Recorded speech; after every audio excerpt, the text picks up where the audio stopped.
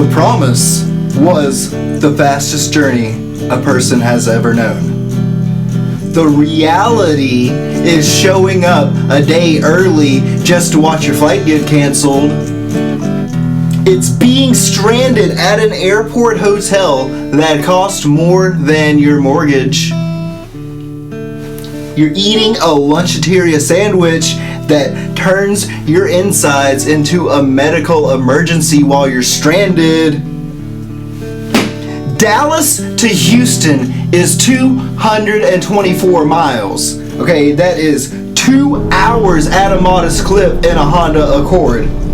But with the deep state in charge, well, the regulations make it 4 hours, the traffic makes it 5 hours, and by the time you pass the 7-year monuments of road work, the trip has become 7 hours, okay? You spent 7 hours on the highway, and you might as well have taken the wagon train. And you think, I'll take the jet next time. It goes 500 miles an hour. This is a 30-minute affair, okay? Not today, people. Not with the DHS in its death throes. The snake is choking on its own tail, and the only security left is the immediate arrest of your dignity. They want you waiting in those lines for 2 days, sweating in your socks while you get food poisoning from the terminal's lowest bidder. And why? So that you forget.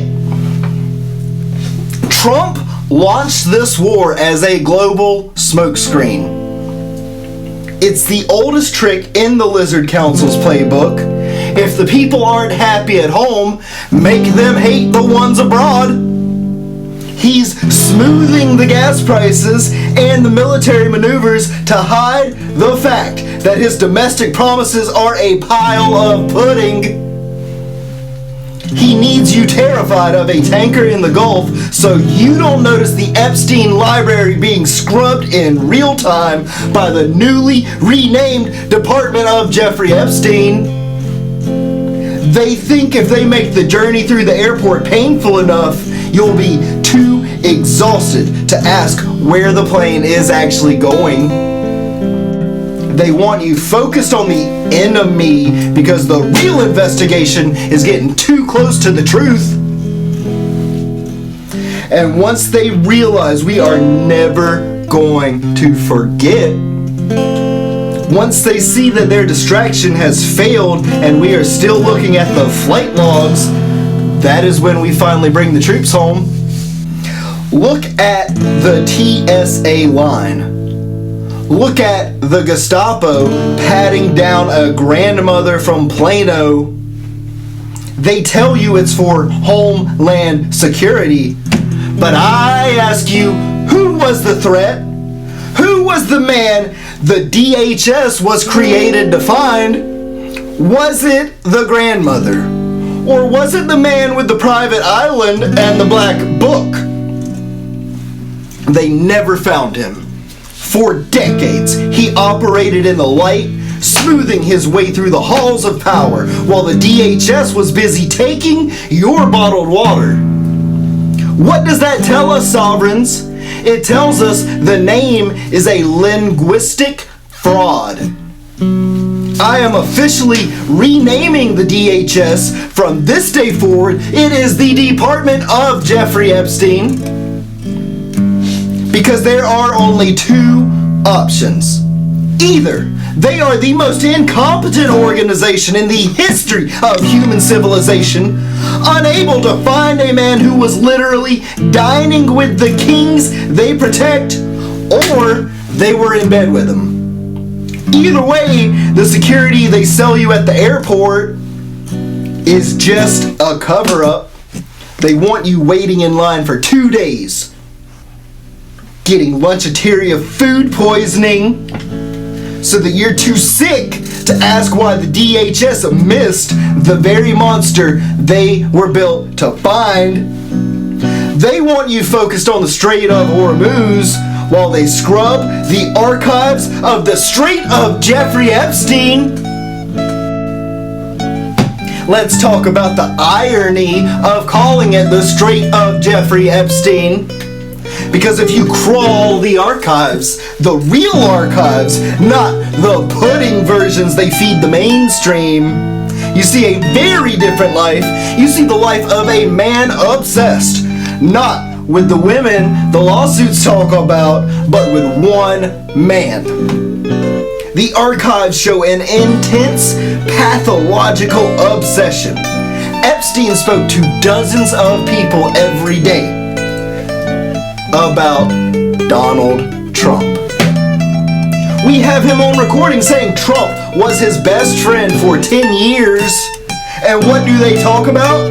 Well, we can look at the emails between Epstein and Ken Starr. It's not about business, it's about dinner dates. It's affection.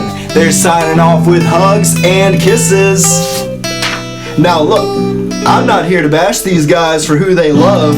I'm here to bash them for being absolutely ridiculous. Because while they're launching World War III, what are they actually covering up? The evidence shows that Trump and Epstein were totally gay for each other. The whole cover-up, the wars, the DHS shutdown, the long lines at DFW, it's all designed to hide the fact that America has its first gay president right now. Think about it. Think about what we know. Trump admitted it to Billy Bush. When you're a star, they let you do it. Why? Because he has no game. The archives show that they did not let him do it, okay? He had to pay a lot of money to make the problems go away. And Epstein, none of those girls were there for fun. They were both paying for a beard. We have to talk about the money. Follow the money. No one can quite figure out where Epstein got his billions until now. 10 years together is a common law marriage, and Trump was paying his ex-husband Jeffrey Epstein. He lost everything in the split, and this explains everything. It explains why Trump didn't choose to run for president. He had to win. Had to. We've got emails in the archives about Vladimir Putin holding photos of Trump blowing Bubba. It sounds insane until you look at the desperation of the Lizard Council right now. They would rather start World War III in the Strait of Jeffrey Epstein than let the world see the affectionate emails between the best friends. This blockade is not about oil, it's about anonymity. They don't want you crawling the archives because they know the strongman image is a linguistic fraud. The Strait is a lie. The romance is redacted. The siege continues.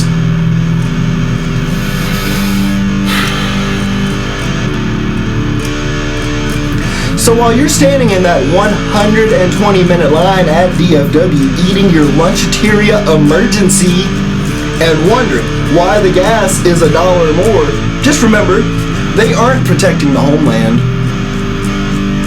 They are protecting a secret. They'd rather you believe in a global war than a decade of best friendship. They'd rather you hate a stranger in the Strait of Hormuz than see the hugs and kisses in the Strait of Jeffrey Epstein. But the geomechanical advantage is built on the stone of truth, and the stone doesn't have a redact button.